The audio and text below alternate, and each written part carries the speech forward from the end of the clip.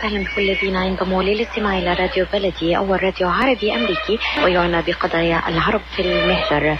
برامجنا في راديو بلدي كل يوم جمعة من 8 وحتى 9 صباحا مع ليلى الحسيني في بث حي ومباشر عبر WNZK راديو 690 AM. صباح الخير بلدي، صباح الخير لكل مستمعينا. Welcome to Radio Baladi, the first Arab, Middle Eastern, and American simulcast radio show. Radio Baladi is broadcast every Friday morning on WNZK 690 AM from 8 until 9 Eastern Time on Good Morning Michigan with Layla Al-Husseini. Our call-in number 248-557-3300. And now, stay tuned for the best radio talk show on Arab and American issues with your host, Layla Al-Husseini.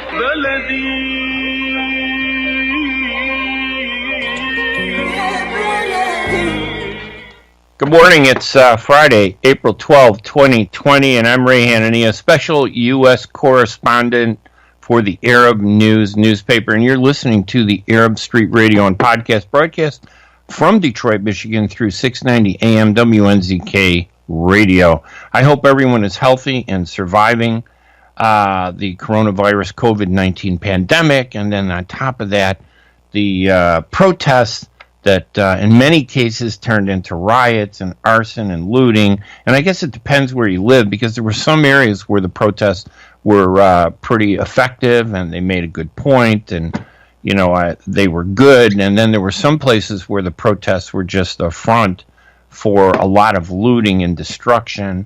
Some of the cities are terrible. We're going to actually talk about the impact of these looters and arsonists and criminals that took to the streets under the guise of the protests or the shadow of the protests. Because like I said, there were many protesters who were doing the right thing, trying to do the right thing, but nobody was addressing the looters and the agitators who were just destroying buildings. I mean, it's just, I remember last weekend, just sitting there at that, right after Memorial Day, that week, and then the weekend after, it really hit on a Saturday and Sunday when America was sitting at home watching TV, 24-hour looting channel on CNN, and all of the cable news, and all they're doing is they're showing all the looting and everything. It was just horrible. It's just terrible.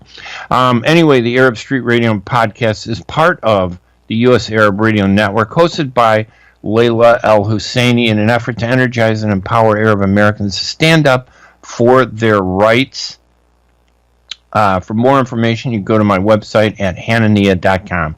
And afterwards, you can go to the podcast. You can get the podcast on iTunes, Spotify, or by visiting my podcast website, thearabstreet.org. So I am broadcasting on Facebook this time. But you're going to be, unfortunately, the technology is a little rough, so you'll be able to hear me, and believe me, I'll fill an hour up, no problem. I'll just be yapping. But people who call in at 248-557-3300, you'll only be able to hear me if you use one of those, you'll only be able to hear yourself on Facebook, I guess, if you're using one of those links that I posted underneath this video spot. If you could do that. I'm not even sure. Let's see. Put those on again. Okay, I just posted those links if you want to listen. It's too complicated. It should be simple if you want to get the people in there to do that. Our discussion this morning, again, we're broadcast 8 a.m. in Detroit, 7 a.m. here in Chicago, 3 p.m. in Jerusalem, 4 p.m. in Dubai. All my buddies in Dubai and Saudi Arabia, and the Arab News newspaper. I'm a special U.S. correspondent for the Arab News. I do a lot. I do media consulting. I do syndicated column writing. I write for the Southwest News newspaper group. It's about 8 or 9 newspapers here in Chicagoland. The Des Plaines Valley News, the regional newspaper, great paper, the Reporter, and, of course, the Southwest News Herald newspaper. And then they got a few other papers where they run my column every week. And usually I think it comes out Tuesday night, Wednesday, and Thursday. It's usually out on the street. And the dogs are howling when they hear me, right? So what are you going to do? So I'm happy to do that. And plus, of course, I write a column every week for the Arab News newspaper at arabnews.com. And I also write a lot of stories about the Arab Americans. I try to focus on Arab American issues and coverage of Middle East issues here from the United States.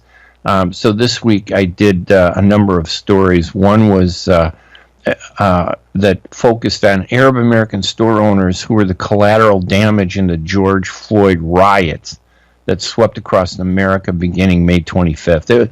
I'm going to tell you, there are a lot of stores that were damaged, and nobody was covering these people. Nobody was writing about these store owners. You know, these Arab store owners, they were targeted in many cases because nobody cares about Arab Americans in this country. You know, if I say Arab lives matter, someone's going to get mad at me. And I'm going to be a racist, right? Because I care about my people. So I'll come up with something else so that it doesn't disrespect Black Lives Matter, okay? Because Black lives do matter, but so do a lot of other lives. And yeah, it's this country's been beset with all kinds of racism, and we've had problems forever. But so much has been done to help the African American community. I don't think that Chicago Mayor Lori Lightfoot is doing a good job in helping make it a better situation. I think she's kind of exploiting it, and you know, it touches too close to home for her, so she can't deal with. She can't be a leader. She can be a victim, and she can get out there and blame everybody for all the problems and cause tension. But all her statements about, that attacking the police, to me, it's stereotyping. That is a problem. It's hypocritical. You're African American, and people stereotype you and say, oh, all African Americans are criminals. That's racism, all right? And there are different levels of racism. Racism out of stupidity because they don't understand stuff, or racism out of hate.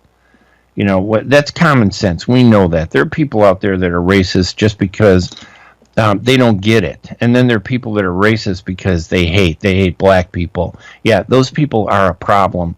And there are some people in the police force and in society, just like there are people in the African American community who hate white people. And that's a form of racism too, a different kind. Their anger and they hate. So nobody addresses that part. They address the one that the media focuses on, which is the racism and hate against African Americans. But I'll tell you what, when you stereotype and you say one police officer or four police officers, one who physically restrains and ends up killing a suspect, who was being arrested for cause, and he gets excessive and results in his death, that is a bad cop who doesn't know how to do his job, and he shouldn't be in uniform. But it becomes racism in a sense, parallel racism, when you then take that one bad cop and you project it on all police officers and say the police industry is bad. Just because there might be 10 other incidents. Yeah, that's bad. 10 other incidents are bad. And we need something to do, we need to do something about that. But you can't stereotype all police. And I think that that's what, people are upset about, because a lot of people rely on the police to protect them from the bad people. And the bad people aren't just black or Hispanic or white or Asian or Arab. They're bad people in every society, and they're criminals. And yes, some race and ethnic groups are targeted more than other in this crackdown on crime. But to single it out and say that, we're the only people that are suffering, that's wrong. And then to turn and say that, all police are bad, we're going to defund police. Are you kidding me? No. And then the worst part about all this, in my opinion, all right, this is the worst part. I mean, obviously death is bad, but the other part that's worse. I mean, you can't just say, well, death is, That's the crime. Nothing else matters. No other crime matters. That's what somebody said. They said, you can't compare the physical destruction of a building to the death of a person. Well, yeah, it's not exactly the same, but I'm going to tell you what, you've destroyed a life of a family and a neighborhood when you destroy a store. So that's bad. And yeah, it's not like they were killed, which is higher, but I'm going to tell you something, to ignore that and not focus on it, or just treat it like it's a news story, which is what the news media was doing. It was just disturbing to see how the media focused on the looting and the rioting and the arson and the vandalism, just showing people walking in and out of stores, stealing stuff. But nobody else seemed to focus on that. Nobody was out there yelling and screaming. I didn't see anybody hold a press conference saying, stop the looting. Stop it. Nobody was out there. Nobody was out there, pointing and saying that person is bad. They've jumped on they piggybacked on the protest, and they're exploiting it. I didn't see the protest leaders doing enough to speak out against that. In fact, I heard the attorney for George Floyd's family basically say that the looting and the arson was a direct result of the police killing George Floyd, and that people were almost saying that they're justified by going out there and destroying things because they were angry. Now, I don't agree with that, and some people are you want to quibble with me about some of this stuff, go ahead, quibble with me, I get it, I understand. We do have one of the families on there, one of the members of the family, and if they wanted to call in, Echlas, if you or Hannah or Peter want to call in at 248-557-3300, 248-557-3300, just if you want to talk, and I know it's not easy to go public and share the pain and suffering that you went through. This is one of the families of several stores in the Chicago area that were just completely savaged and destroyed. And there was another family, Arab family, Mataria, Naim Mataria. His store was looted and savaged. And then when he left, he came back thinking, things were going to be, better. He got back to his store and it was destroyed by fire. They burned it down. And Shaden Malley, thank you for pointing that out. George Floyd's brother did urge people not to loot. He did. But there was that excuse, though, that was given by his attorney with them there, saying at the press conference that they understand the looting, that this is a response of the police actions. They didn't take, and I'm not saying that the Floyd should take responsibility for anything. They were victims in this. But the people who rallied around George Floyd, they wouldn't take responsibility for the looting. And I think that's something that was disturbing to many people who are not criminals. Not every white person who's watching, these riots and afraid of what's happening, is racist. They're not racist. And they wanted to see somebody be responsible, especially from the protesters, to say this is terrible. But in fact, a lot of the protests got out of hand because of the looting, because of the violence. I mean, the protests started pretty good, and then they started attacking police cars. Then they started attacking regular cars that were going by. They busted the windows. They turned them over. They lit them on fire. They did a lot of terrible things, and I didn't see anybody standing up telling them to stop. I did hear, and again, George Floyd's brother did say people should not loot. In fact, it took 2 weeks when I started to hear that message, but it never happened before. We're going to talk about some of the families that I wrote about in the Arab news who lost their businesses and destroyed their lives. And, if the Salami family and the Mataria family, if one of their members want to call in at 248-557-3300 to share the pain and the destruction and the horror that they went through, and for somebody to say that, well, it still doesn't rise to murder, that they weren't killed. And I'm going to say, okay, thankfully, thank God they weren't killed. Thank God they weren't killed. But because they weren't killed, it wasn't a big major suffering. They deserve our support. And I haven't seen anybody. I called all of the Arab chambers of commerce. I emailed them all. I contacted all of them, all across the United States, asking, what are you doing for the stores that are being destroyed? This is your community, Arab Americans. And Muslims, we should take care of our own and then use that as a platform to stand up and speak out against racism and violence against people because of race. And I'm repeating again that George Floyd's killing was a crime, and the police officer deserves to be punished. And even the 3 police officers who were there, I don't know, did they not see that this guy was suffering? He was choking. They're responsible too.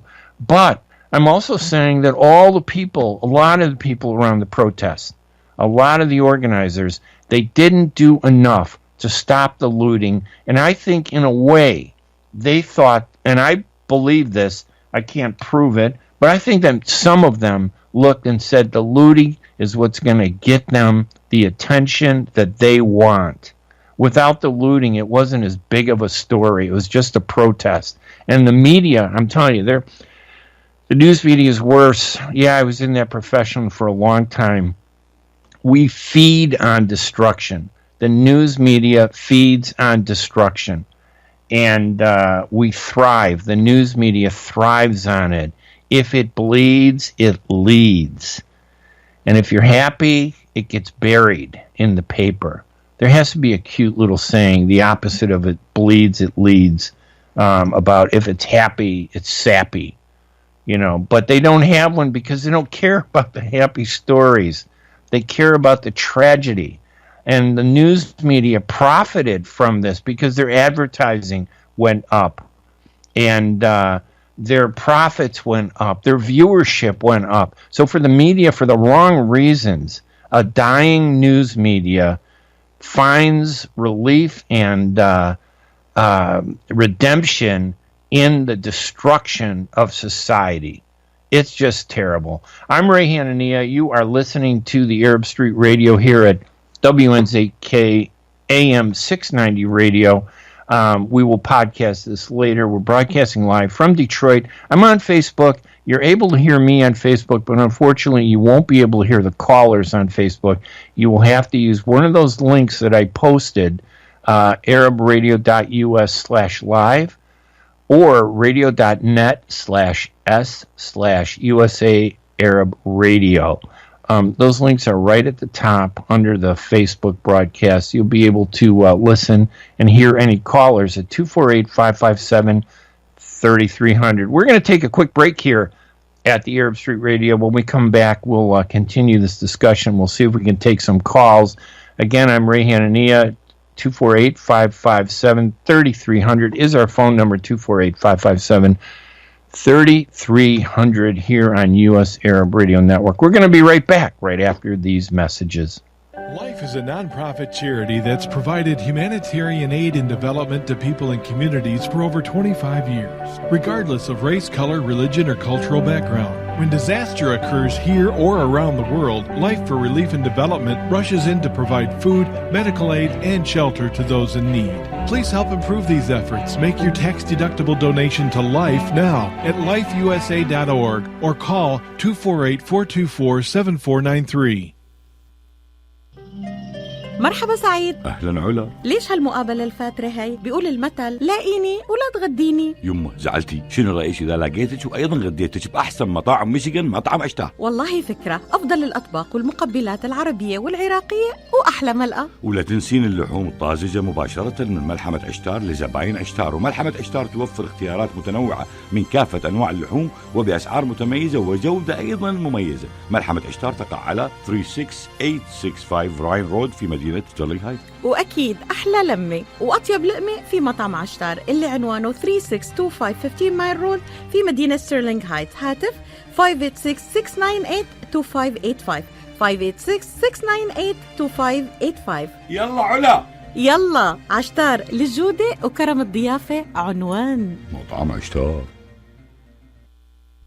When it comes to reproductive medicine, IVF Michigan Fertility Centers are the recognized leaders. With locations in Bloomfield Hills and 5 other cities in Michigan and Ohio, IVF has experts in all aspects of the field. As a founding member of IVF Michigan Fertility Centers, Dr. Nicholas Shama is one of the leading reproductive endocrinologists in Michigan and Ohio. Dr. Shama has performed over 10,000 IVF cases and has helped thousands of couples fulfill their dreams of parenthood. American board certified in both obstetrics and gynecology and reproductive endocrinology and infertility, Dr. Nicholas Shama is a very caring, compassionate, expert physician that understands not only the medical but also the emotional toil of infertility on his patients. When it's time, get personalized care from Dr. Nicholas Shama at IVF Michigan Fertility Centers in Michigan and Ohio. Call toll-free 855-952-9600, 855-952-9600.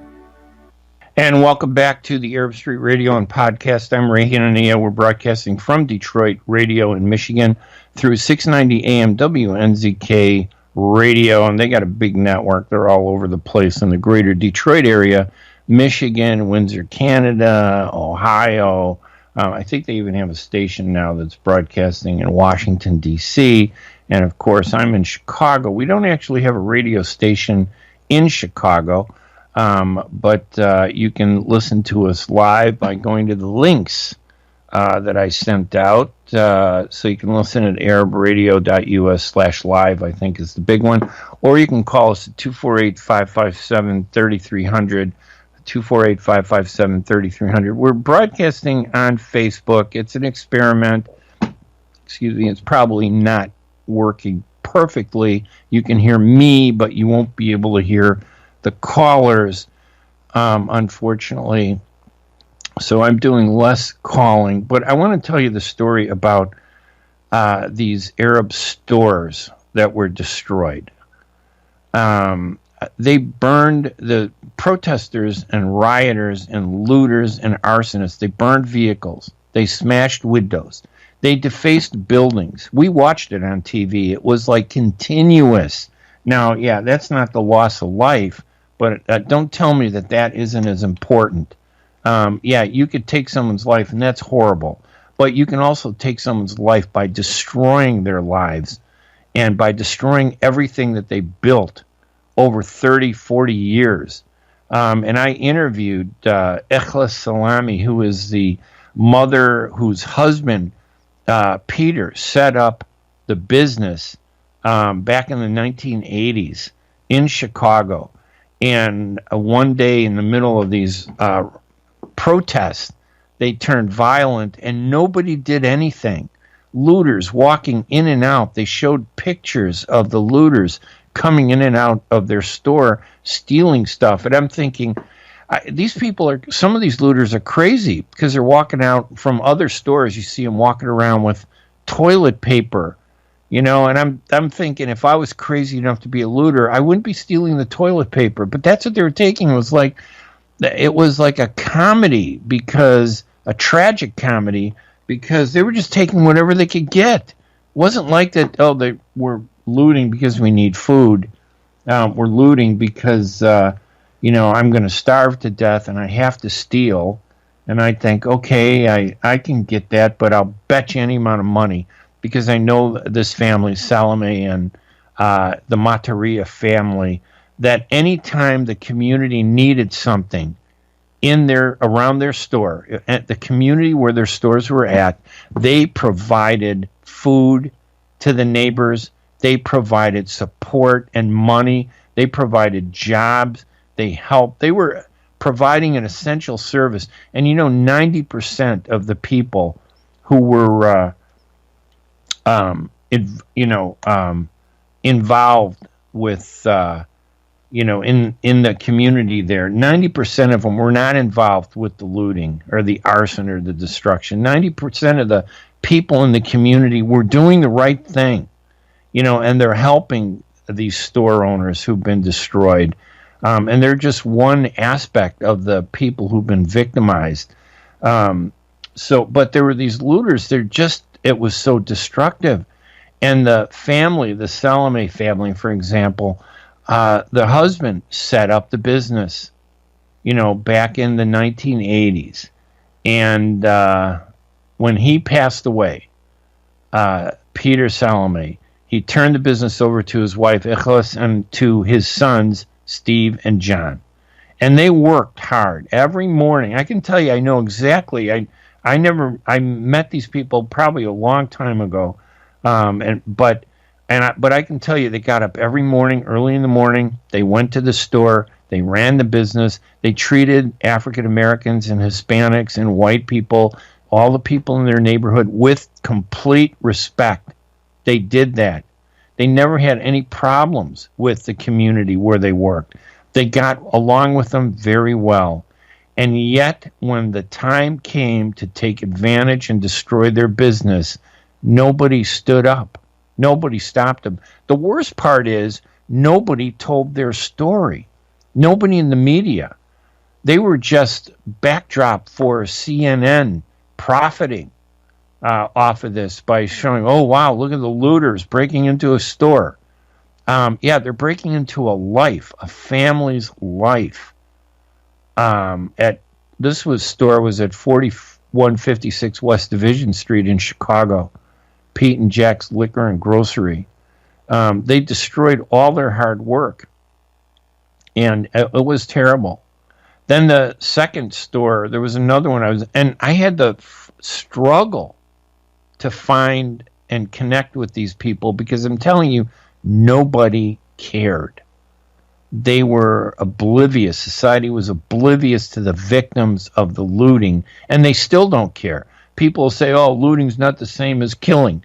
Yeah, you're right. Looting is not the same as killing. Absolutely. You are absolutely right. That is completely correct. But looting and the destruction and the arson, destruction of a store, that is bad. And it's the next worst thing to taking a life because you're destroying a family. And they're still alive to suffer because now they have no income. Now they have no way to, reestablish themselves, get back on their feet. So this idea that, oh, hey, they can always put it back together. Oh, yeah, that's easy for you to say. And all those people that were saying that, oh, they'll be able to get their stuff back together. A lot of these stores that were destroyed, Arab Americans went into the African American community in the 50s. And in Chicago, I know that story. It started with Cramel Milk.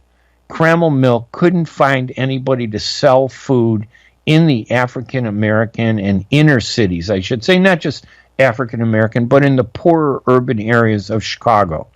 In the poor communities, no business wanted to open a store there. So Cramel Milk had one Arab American working for them, and he said and Cramel Milk's owners said, listen, if you can go out and recruit people to open stores in these areas where there are no stores, we will help you. And all you have to do, obviously, the condition was that they only sell Cramel Milk. Now, I don't know if you remember Cramel Milk. It was a big deal in the 50s and 60s. So these Arab Americans, this one Arab American guy, Cramel Milk, was telling people, open the store, they'll loan you the money.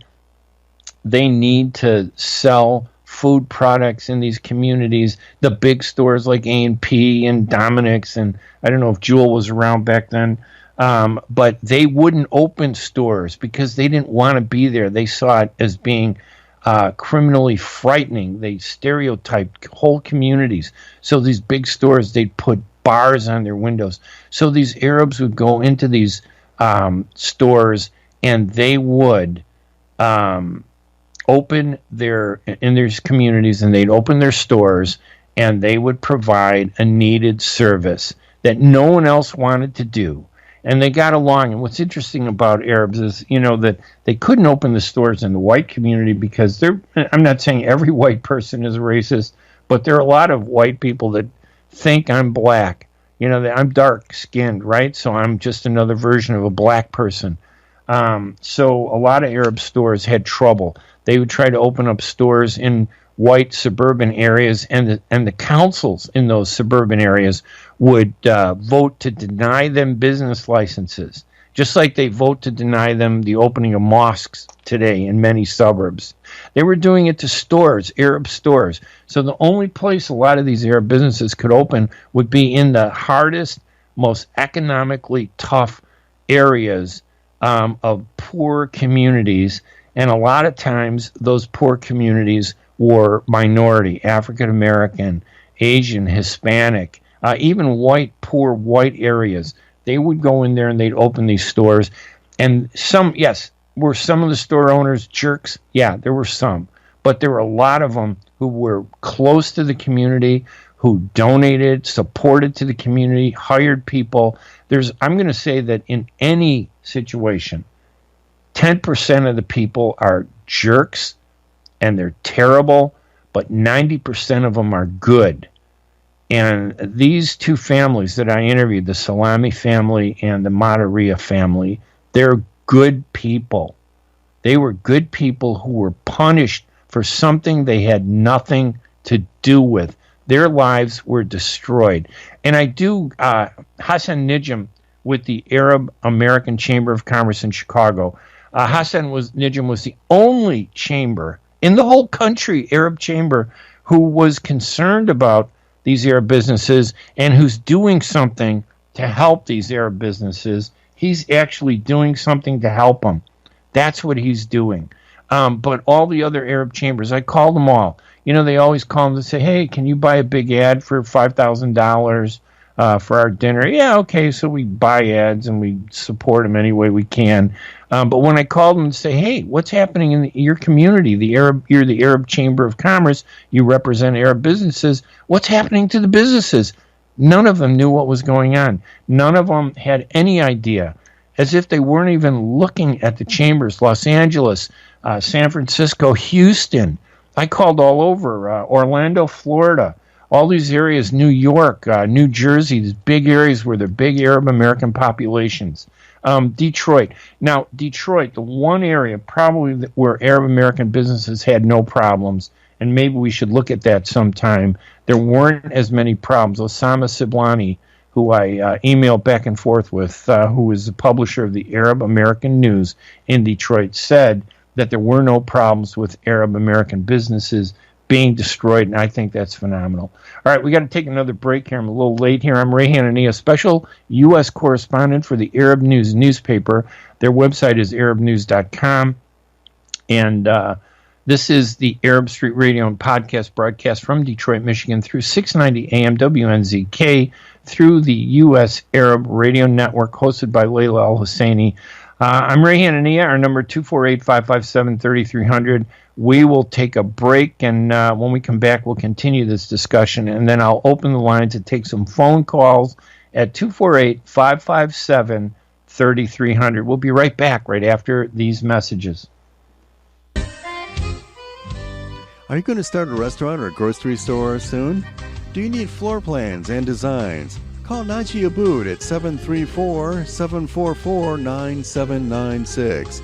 Do you want to buy kitchen and restaurant equipment at discount prices? Call Naji Abood now, 734-744-9796. New Concept Products and Design, the trademark of kitchen equipment. 5% discount on all purchases of $75,000 or more. New Concept Products and Design, new location, 31185 Schoolcraft in Livonia. Learn more at www.newconceptproducts.com. Call Naji Abood, 734-744-9796.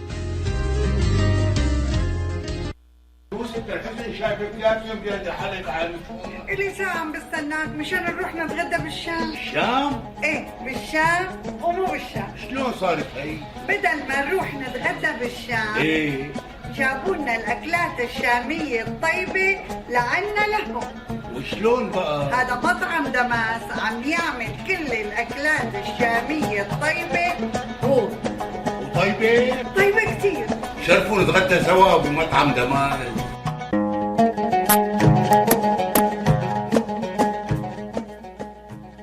الأكل الشامي الأصيل فقط بدمسكوزين. زوروهم على 28841 أرشد لك بفارمينغتون هيلز. ولطلباتكم اتصلوا على 248-987-4609. That's 248-987-4609. دمسكوزين and catering، جبنا لكم الشام لعندكم. When you're looking for the best in optical care, Dr. EMAD NAKKASH is your doctor to see. With years of experience and thousands of successful procedures performed, you can trust your eyes to Dr. EMAD NAKKASH. See Dr. EMAD NAKKASH and his professional staff for your eye care needs. There's 2 locations to serve you. In Hazel Park, call 248-336-3937. 248-336-3937. In Rochester Hills, call 248-299-3937. That's 248-299-3937. And welcome back to the Arab Street Radio and podcast. We're trying to broadcast on Facebook, and I tell you, Facebook sucks. It's terrible. Now it's like, okay, they said the waiting for live video. Okay, it's crap. I'm going to just end this live video, and maybe we can start it again in a minute.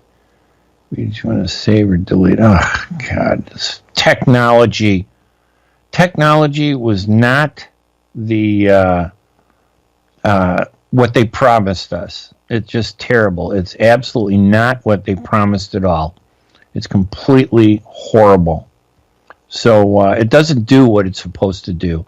And in fact, it's actually contributed to the terror that we've gone through as Americans. I'm going to start a new live broadcast on Facebook because they're just crappy systems here. And we're going to go live radio, Arab Radio Part 2. Arab Radio Part 2. Okay. Say something. Yeah. We'll just go live. 2, 1. All right. We're back live on Facebook. Live on WNZK AM 690 Radio. Our number is 248-557-3300. Now, we got a new live broadcast on Facebook. This is terrible. I don't know. All right. Hey, Mike, let's go to the phones if we have Jerry still on there. I know we've been talking a long time, and he was on earlier. If he's still there, put him on. If not, we'll take calls at 248-557. He's on. Yeah. Hey, Jerry. Oh, good. Thanks, yes, Mike. yes, hey, yes, Jerry, how are you? Unfortunately, nobody on Ray Facebook Hanania. is going to be able to hear you. Yeah, ahead, thank you, Jerry. Ray. Good morning to you, and good morning to all the viewers. And thanks for taking my call, and thanks to your producer, Mr. Mike Shepka. And I want to salute Ms. Layla Al-Husseini, the founder of the Arab Voice of America from Detroit. Ray, I listened to you from A to Z and makes sense what you said. Ray, my friend, as a Middle Eastern Arab Chaldean in the metro Great Detroit area, I'm very proud that we condemn the crime against Mr. George Floyd, and even in Dearborn and Detroit, there was people, Middle Eastern, Chaldean, and religious leaders from mosque, from church. They were walking along with Governor of Michigan, Ms. Kirsten Whitmer. And I'm very proud because we don't believe in violence. We don't believe in racist or discrimination. But, Ray, there was one thing I disagree when a couple of years ago I called the radio talk show of Reverend Al Sharpton. You know Al Sharpton. He's one of the African-American activists, and I respect him. So I wait for him because his show there is very popular, and I wait 1 hour and 37 minutes till they took my call. And finally, I only got an hour. I only have an hour. I wish I had 2 hours. Yes, but I wish if you got 24/7. Right. So Mr. Al Sharpton say, Mr. Haba, what make you wait that long? I say, Reverend, I have a message. He say, what's your message, Jerry? I say, my message is, every life matters, even the four-legged creature, their life matters.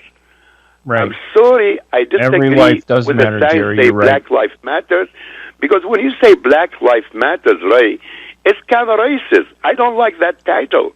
All life matters. I mean, I understand. Listen, I understand when they say Black Lives Matter. I get it because, you know, African Americans probably are the biggest targets of racism in this country. Not the only targets, but the biggest targets. And they do have issues and things that, you know, and they take offense when you say all lives matter. You have to say all lives matter in the context of and understanding that Black Lives Matter too. I agree with you. Everybody's life matters. And I don't like this singling out of just one, you know, Black Lives Matter. I wish they would have made it a broader, you know, like Black Lives and other lives matter. It would have been great, but that's not what they did, unfortunately. Mr. Ray, you know, I want to clear the message. I send it to Reverend El Shaprin. I say, Reverend, the Arab people, the Middle Eastern, like you said earlier, we open our business, the grocery stores, in the most poor and danger area in Detroit, when the average chain grocery store, like used to be Farmer Jack, Chatham, Wrigley, AMP, there was nobody open a store in those neighborhoods. I did. I talked. Because they were That's what I said. So I said, Reverend El Shaprin, my people, the Middle Eastern, they lost hundreds and hundreds between father and son and daughter in the grocery store. Do you tell me, Reverend El Shaprin, the life of Middle Eastern, it doesn't matter? He said, I don't think that's what he was going to say. I don't think that's what he said. I don't think that that's what they're saying by Black Lives Matter, that the lives of the Arab Americans don't matter. But I have to tell you, the media is basically saying that. Jerry, I got to let you go because we got another Mr. break. Mr. Ray, thank you so much. Just one thing that I want to tell you. As we sympathize with our African American, I wish if they sympathize with the Middle Eastern when our people get killed, but I don't see nobody support us or defended us. Nobody does. You know, unfortunately, there's a lot of these police are trained. Thank you, Jerry, for calling. Thank you. All right, Jerry, I got to cut you off. You know, this is radio. We only got an hour. I love Jerry. He's a good guy. But, you know, what's really strange is that the Israelis were providing a lot of the training, and one of their training techniques was to put the knee on the neck and hold people down on the ground. Now, as soon as you bring that up, the media shuts up. They don't want to talk about it because they'll take a beating, you know, from the Israeli lobby. And that's not to say all Israelis are bad. They're not bad. There are some. Governments suck. The Israeli government is terrible. They're horrible and hypocrites. But that doesn't mean that Israelis are horrible and hypocrites. Just the you know, governments. That's what I focus on. It's just terrible. And I have to say that you know, the media, they pick and choose what they want, and they kind of fueled the violence by putting the focus on the looting and the arson without holding anybody accountable. No, who was held accountable? And then when you arrest the looters and the arsonists, then your governments are attacked, you know, for doing something. And then you become accused of racism. By the way, you know, if somebody does something bad, you arrest them, and then they start videotaping the arrest. Then they start videotaping the moment when the person gets arrested, you know, and the police take them into custody. And then they start saying, oh, look, you know, I was abused and I was treated. So there's a lot of people who are not as innocent as they claim, and it's just a mess. It's horrible. This whole thing was terrible. But I'm telling you, you need to look at the victims of the looting. There's not enough attention is spent on these families, not just Arab Americans, but Arab Americans got the brunt of the looting and the arson across the country. In Minneapolis, there was a family, Wadi, W-A-D-I, and his daughter 4 years ago or 3 years ago. She, I think, was about 14. She's a little older now, obviously, 17, works at the store in Minneapolis. And her father was being threatened by street gang members from around her store, her father's store. So she went on social media. Again, she's like a 13-year-old. She goes on social media and she says stupid stuff, attacking the people that are attacking her father, and uses the N-word in her social media posts from, 3 years ago out of anger, which is stupid. It's unjustified. I'm not saying it's justified. But she was reacting out of anger to what was happening, the threats to her father. She felt nobody was doing anything about it. Now 3 years pass, and George Floyd walks into an Arab-owned grocery store, Cup Foods, in Minneapolis, and he tries to pass a $20 bill. They don't accept it. He leaves. He comes back. He tries to pass another fake counterfeit $20 bill that was counterfeit. They call the police. The police come outside. The store owner doesn't know anything about what's happening outside now. And the police come, and then they do what they do, and they end up killing George Floyd. He didn't deserve to die for passing a $20 counterfeit bill, allegedly a counterfeit bill. But he did resist. He didn't want to get in the car. I guess he was having some issues, and it got very confused. Either the police weren't paying attention, or they just took it for granted that this is just a routine thing, and they're just going to arrest him if he doesn't do what they want. They're going to, use force to force him to do what they want, and then he dies. They threatened that Arab family in that store. They had to go into hiding because of what happened. The threats to their lives were unbelievable. And then north of that store is where this one girl, her father was operating the Holy Land Grocery in this huge market complex. It's a giant building, a block wide, block long, where they had like about 50, I think, or 45 ethnic stores.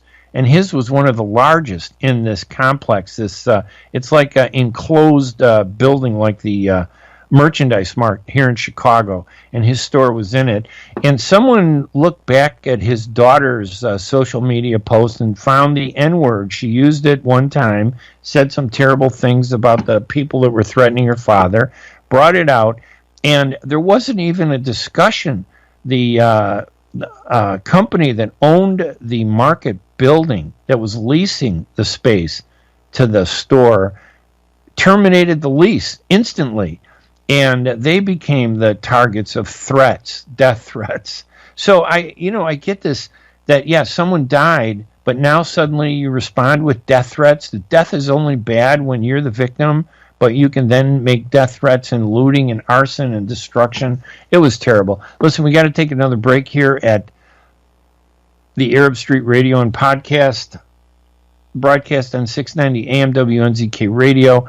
We're going to take a quick break. When we come back, we'll continue the discussion. The number is 248-557-3300. We're back live on Facebook, but still, you can't hear the callers, so I don't know. Technology sucks, okay? That's the bottom line lesson out of all this. I'm Ray Hanania. We'll be right back right after these messages. If halal is important to your family, you can trust that Miramar will offer not only the highest quality halal products, but the best tasting and healthiest foods that can be placed on your family table with confidence. Miramar is the first and oldest halal certified food brand in America, serving the Arab and Muslim community, and offers a wide range of halal food products. Check out Miramar's halal food selection today by visiting Miramar's exclusive distributor, Ziad Brothers Importing, at www.ziad.com. مركز طب ريهاب للعلاج الطبيعي بإدارة الدكتور محمد فرح حسين، أخصائي العلاج الطبيعي بخبرة أكثر من 13 عاما. طب ريهاب يقدم خدمات العلاج الطبيعي وإعادة التأهيل، ويضم مجموعة من أفضل أخصائي التشخيص الدقيق للحالات المرضية، مع خبرة عالية في التعامل مع الحالات التي تحتاج إلى إعادة تأهيل وعناية خاصة بعد العمليات والكسور. طب ريهاب يستقبل كل الحالات المتعلقة بألم الرقبة، الظهر، المفاصل، شلل الوجه، الانزلاق الغضروفي، عرق النساء، الحوادث وإصابات العمل، خبيرات في المعالجة النسائية لخصوصيات تامة للسيدات. عندما تبحثون عن رعاية متميزة اقصدوا توب ريهاب للعلاج الطبيعي الواقع على 15001 ميشيغان افنيو، وللمواعيد اتصلوا على 313-846-0555. That's 846-0555. KASHAT's Mediterranean Market and Shish Kebab offers a great array of your favorite Mediterranean meals. Meals range from lamb specialties, shawarma sandwiches, seafood dinners, and they offer special big trays of your favorite food, plus much more. KASHAT's Mediterranean Market and Shish Kebab address is 32839 Northwestern Highway in Farmington Hills. Their phone number is 248-538-9552. That number again is 248-538-9552, and the supermarket is open from 8 a.m. to 9 p.m. KASHAT's Mediterranean Market and Shish Kebab will definitely leave you satisfied. And welcome back to the last 8 minutes of the Arab Street Radio and podcast broadcast from Detroit, Michigan through 690 AM WNZK Radio. You know, I've done radio all my life and media all my life since the 1970s. I used to be on WLS Radio for years. I think it was 10 years when I was at the Chicago Sun-Times. I did the radio show there while I was covering Chicago City Hall. And I really loved it because radio was a great way to connect with people in a very personal way. You know, people like to hear your voice. They would read my columns and my news stories, and I had a lot of readers, but radio always augmented that. But the one thing that I always believed was that the Arab American community didn't have a voice. And I know the Sun-Times got really upset with me when I insisted that they send me with a group of reporters they sent to cover the Intifada in late 1989, 1990. And I insisted on going, saying, hey, I'm the only Palestinian-American journalist in the country working at a major newspaper beat. And I think the reaction I got from the editors was, you're Palestinian? We thought you were Puerto Rican. You know, they never would have hired me if they knew I was Palestinian. Because they hate Arabs in the media. And I was upset that the media wasn't covering the Arab American community. And it's always been my crusade to help get attention for Arab Americans. That doesn't mean we don't have some Arab Americans that are terrible. Because like I said earlier, 10%, the 10% factor, 10% of all people are bad. Doesn't matter whether you're black, doesn't matter whether you're Hispanic, doesn't matter whether you're white, doesn't matter whether you're Asian, doesn't matter whether you're Arab. There are bad people in every community. There are people that do bad things, but it has nothing to do with, you can't stereotype. You can't do that. So I felt that I needed to do something. I was able to build up a very successful media consulting company where I do a lot of media for a lot of clients. And at the same time, pretty much out of my pocket, I do a lot of stuff in the Arab American community to help them understand communications. I've spent, I'm doing very good. If I never had anything to do with the Arab American community, I'd be doing really well. People wouldn't hate me as much. But because I'm Arab American, the media hates me. They can't stand me.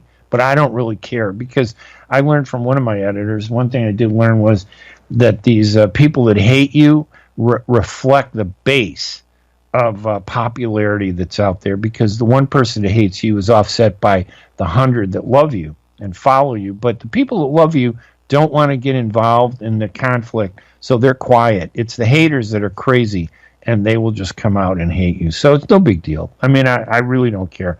Anybody wants to say whatever they want to say about me, I don't mind. I can take it. I'm thick-skinned. I can put up with the criticism. I fight with politicians all the time. That's just the way of the world. Journalism and politicians don't always get along. And I only work with the politicians that I like, the government officials that I think are doing great things.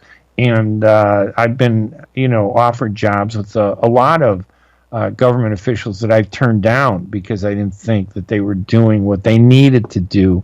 I've been hired by some that haven't been very good. And a couple that went to jail. What are you going to do? That happens too. But I got a good crop of people that I'm working for, and I really respect them. I think they're phenomenal, and they do some great stuff. But then on the other side, the Arab community, we're still ostracized. We're still shut out by the news media. We're shut out by society. There must have been 12 stores in Chicago totally destroyed, and nobody wrote about them. You didn't see the Chicago media go out and say, hey, Arab Americans are collateral damage in these protests and riots and looting and arson. Nobody cared. Nobody cared about that, and that's terrible. And I felt that something needed to be said, so I used my writing abilities to share those stories about Arab Americans. I want people to see what's happening in the Arab American community. And the Arab News in Saudi Arabia, they have bureaus in Japan. They actually read my columns in Japanese in Japan. They translate it. I love when they tweet my column out, and the column will note the fact that they've tweeted the column. I'll get a notification on Twitter, and then when I go to look at it, it's in Japanese. I have no idea what they're writing. Hopefully they're writing nice things about me. I don't know. We also have a bureau in London that is very active, and they do a lot of good stuff. We have a bureau in Pakistan for the Arab News, and we're opening up a bureau here in the United States, and I've been heading up that launch based out of Chicago. And we have Ephraim Kasafi he was in Washington, D.C., moved to New York. Ephraim is managing the bureau in New York. He'll be covering the United Nations. The last time I went to the United Nations, last September, I got Legionnaire's disease. I was there 9 days covering the UN. It was a great experience. But the one thing I did learn is the Arabs, even in the UN, they have the worst PR, the worst communications. Everybody else would come out and talk to me except for the Arabs. They wouldn't come out and talk to an Arab journalist. But all the other governments from all around the world were dying to talk to the media except for the Arabs and the Palestinians. They would not. They were so afraid of the media. They don't understand communications. And, of course, I only got 2 minutes left, so I can't go through the whole heck out of it. But, listen, you can go to my website, if you want, at hanania.com. That's my hub, thedailyhookah.com, it's also called. And at the hanania.com, you will see, at thedailyhookah.com, you will see all my featured columns, the most recent stuff. I showcase some stuff over there, the podcast for the Arab Street podcast, and also my mainstream podcast, Ray Hanania, on politics. I do that too. But I want to thank everybody for joining me today. I appreciate everybody being out here, doing what you're doing. We're at the end of the show. I want to thank Mike again and again. I apologize for some of the technical problems with Facebook. Trying to get the audio on Facebook from the radio show's rough. I'll keep experimenting to see if I can do it again. Anyway, you guys have a great month. We will talk to you later. I'm Ray Hanania. Remember, go to hanania.com. Appreciate it. Good night and goodbye, everybody. Bye-bye.